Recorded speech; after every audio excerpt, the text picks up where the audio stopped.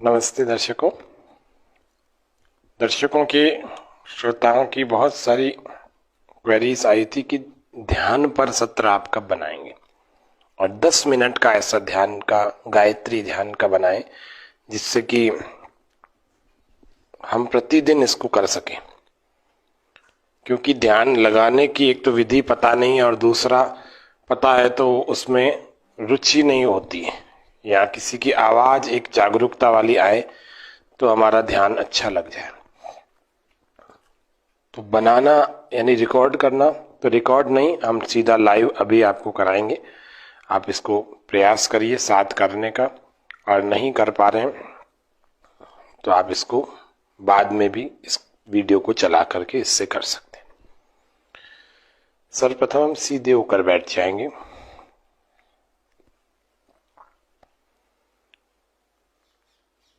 कमर, गर्दन, पीठ को हम सीधा रखें। शरीर की बैठने की स्थिति, चाहे आप ऐसे पालथी मार के बैठें अथवा पद्मासन में अथवा सिद्धासन में, किसी भी एक आसन में बैठें, बस कमर को सीधा रखें।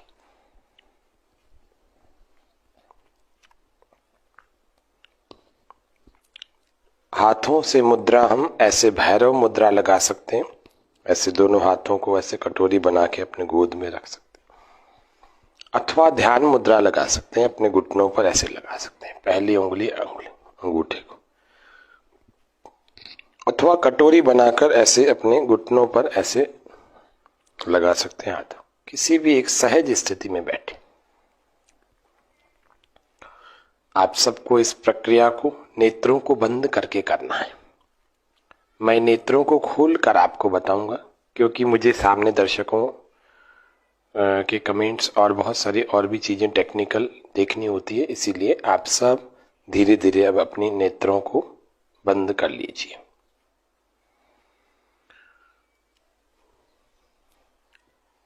अपने शरीर के प्रति जागरूकता,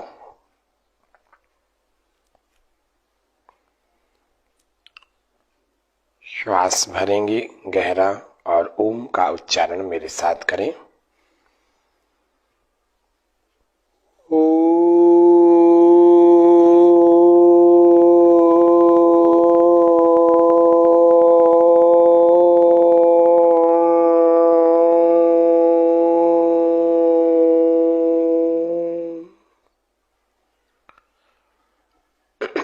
पुनः श्वास भरें ओमकार का नाद।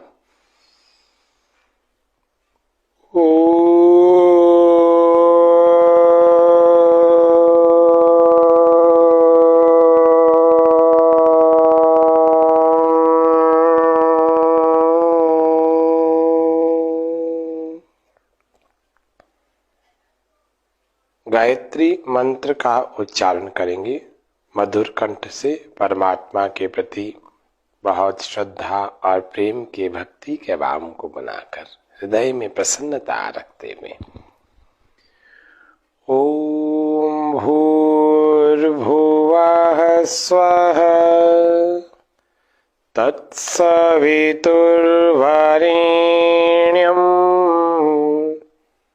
भर्गो देवस्य धीमहि धियो यो नः प्रचोदयात्।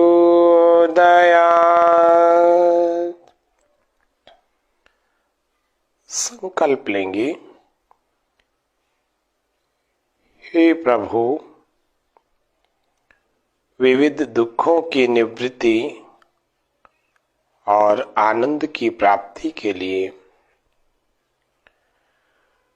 अपने पूर्ण सामर्थ्य से आपका ध्यान करने आपकी शरण में आया हूं। मुझे इस ध्यान में, इस कार्य में सफलता प्राप्त हो, ऐसी कृपा कीजिए। इस संकल्प को मन में बोलना होता है। इसके बाद अपने दीर्घ श्वसन अर्थात गहरे श्वासों को हम भरें।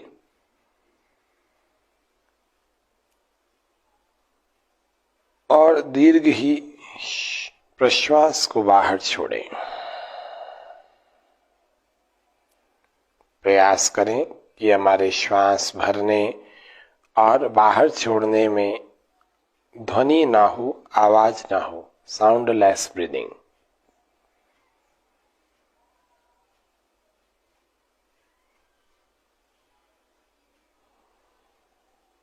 नेत्रों को हम कोमलता से बंद ही रखेंगे जब तक आपको आंखों को खोलने को न कहा जाए, तब तक आपको आंखों को बंद ही रखना।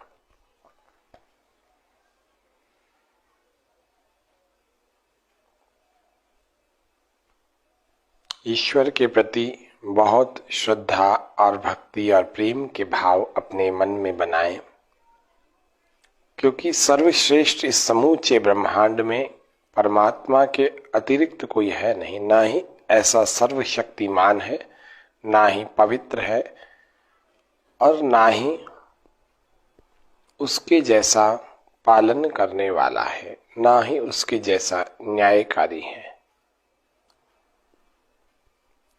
तो ईश्वर के प्रति पूर्ण समर्पण जो हमारे अंग संग है, हमारे भीतर है, हमारे बाहर है, समूचे ब्रह्मांड में व्याप्त है परमात्मा।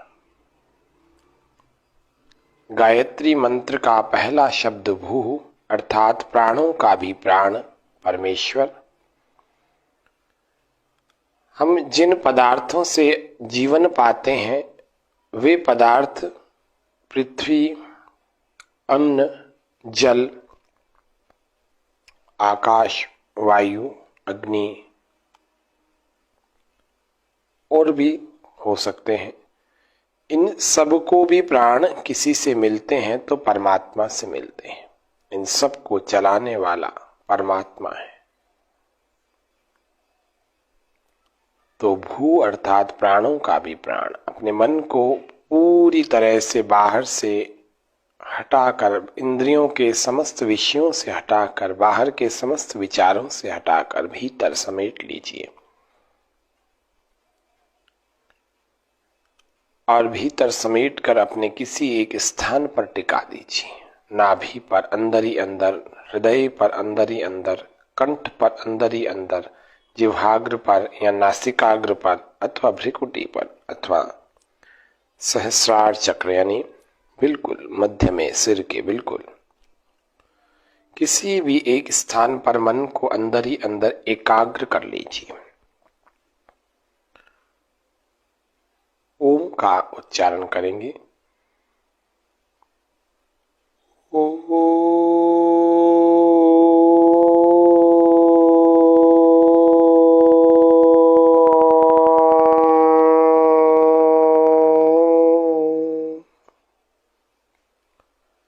भू अर्थात प्राणों का भी प्राण प्रभु हमारे प्राणों के भी प्राण हैं।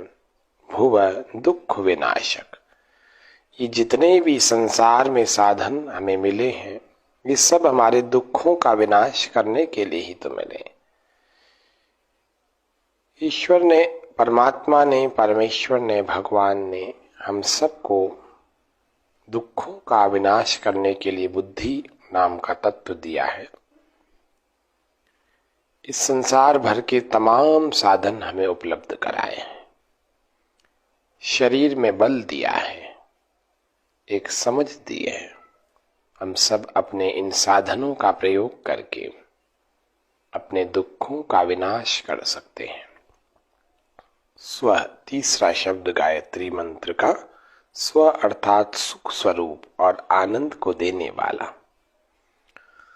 सुख स्वरूप जो व्यक्ति प्रतिदिन परमात्मा के बारे में चिंतन करता है, जानने लगता है, जानने का इच्छुक रहता है, यथार्थ में परमात्मा जो वेद में कहा गया, सपर्यगात् शुक्रम अकायम अवृणम अस्नाविरम शुद्धम अपापविद्धम कविर्मनीषी परिभु स्वयं भूर्याथा तत्यतो अर्थान व्यददात् शाश्वतीभ्य समाभ्य।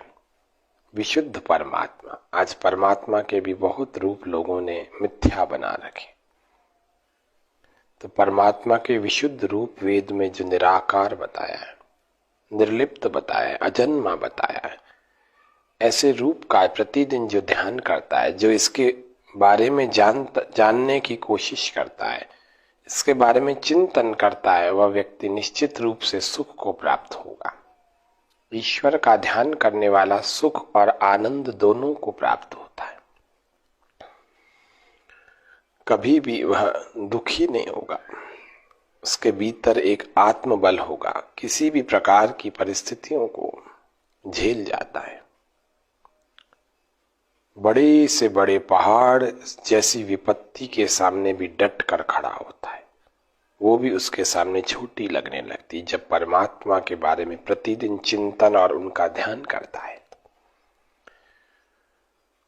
और जब उसको समाधि का सुख मिलता है तो वह उसे आनंद देने वाला होता है। इस समूचे भूमंडल पर वे सुख नहीं है जो ईश्वर का थोड़ी देर ध्यान करने से मिल जाता है। सारे संसार के सुखों को इकट्ठा भी कर लिया जाए तब भी वह ईश्वर को प्राप्त करने के या ईश्वर की अनुभूति करने के सुख के समान 1% भी नहीं है। सुख के सामने 1% भी। इसीलिए हम संसार के सुखों की ओर से अपनी इंद्रियों को हटाकर या कम करके अपने स्वयं में भीतर उतर कर परमात्मा के सुख का अनुभव करें। भू भुव स्वः तत् अर्थात वह परमात्मा जो प्राणों का भी प्राण, दुख विनाशक और सुख स्वरूप आनंद को देने वाला है। सविता जो सकल जगत की उत्पत्ति करने वाला और समग्र ऐश्वर्यों को देने वाला है। सारा संसार किसने बनाया? नदियां, झरने, पहाड़, पर्वत, हिमालय, रेगिस्तान, ये सब परमात्मा की विशेष कृपा से इस पृथ्वी पर हम देख रहे हैं। ये सुंदर सुंदर पुष्प है, इनके अंदर ऐसी अद्भुत खुशबू है, सुगंध है, भीतर से आनंदित कर देती है कब जब इनको सूंघते हैं तो। इतने सुंदर दृश्य किसने बनाए? परमात्मा ने बनाए। तत्सवितु, सविता यानी सकल जगत की उत्पत्ति करता। देखो कितना सुंदर संसार बनाया।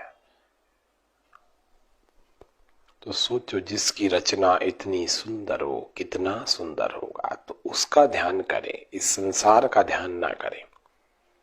कमर सीधी रखें, गर्दन को, पीठ को सीधा रखें, अपने मन को उसी धारणा स्थल पर एकाग्र करें जिस पर अभी हमने किया था।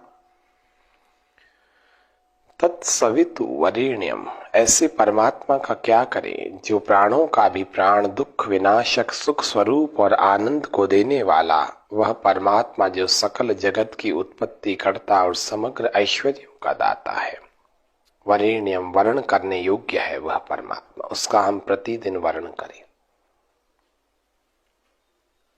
भर्गो देवस्य धीमहि, हमारे ऐसे परमात्मा के स्वरूप का वर्ण करने से हमारे भीतर क्या परिवर्तन आएगा? तो कहा आगे, भर्ग अर्थात मन के, चित्त के, आत्मा के भीतर के समस्त क्लेश भर्ग, दग्ध बीज जल जाएंगे, समाप्त हो जाएंगे।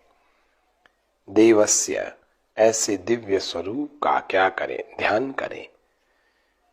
उस परमात्मा का हमें ध्यान करना चाहिए जिसके बारे में गायत्री मंत्र में विस्तार से वर्णन किया गया है।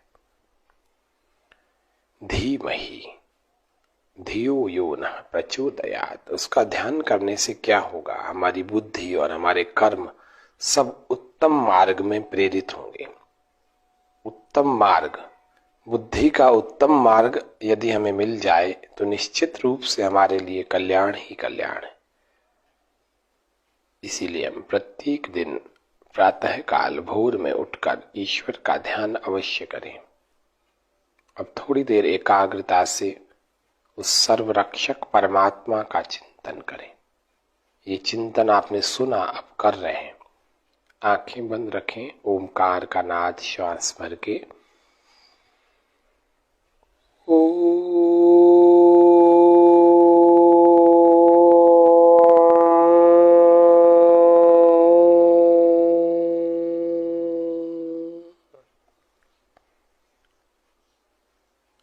सब ओर से परमात्मा हमारी रक्षा कर रहा है।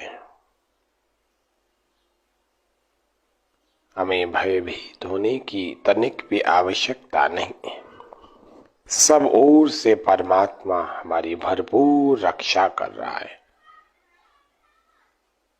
अपनी ओट में उसने हमें रखा हुआ है। कुबी आच्छादन है, कुबेर है वो, अर्थात अपनी सुरक्षा की चादर से हमें ढांप रखा है। इसीलिए जैसे माता की गोद में संतान निश्चिंत और निर्भय हो जाती है, ऐसे इस ध्यान में बैठकर आप भी ऐसा सोचो कि सारे संसार के पिता जो मेरे सबसे निकट हैं, जो मेरे मित्र हैं, उनकी सुरक्षा, उनके सुरक्षा कवच में बैठा हो। वे सबकी सब ओर से सब स्थानों पर और हर समय रक्षा करते हैं।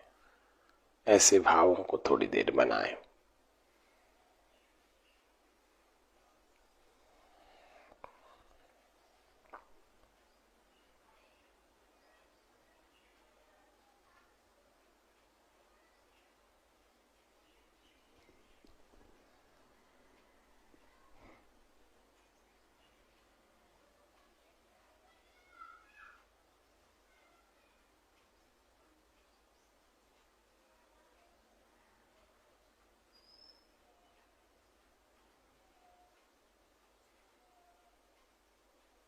ऐसे शांत होकर इस चिंतन को हम ऐसे 1 मिनट से लेकर और भी बढ़ा सकते हैं अपने समय के अनुकूलता से। फिर प्रार्थना करें। प्रभु तुम्हारे पावन पथ पर जीवन अर्पण है सारा, बढ़े चले हम रुके न क्षण भी, हो यह दृढ़ संकल्प हमारा। ओम शांति शांति शांति। सर्वेभ्यो नमः। दोनों हाथों का घर्षण करें। परमपिता परमात्मा का धन्यवाद करें।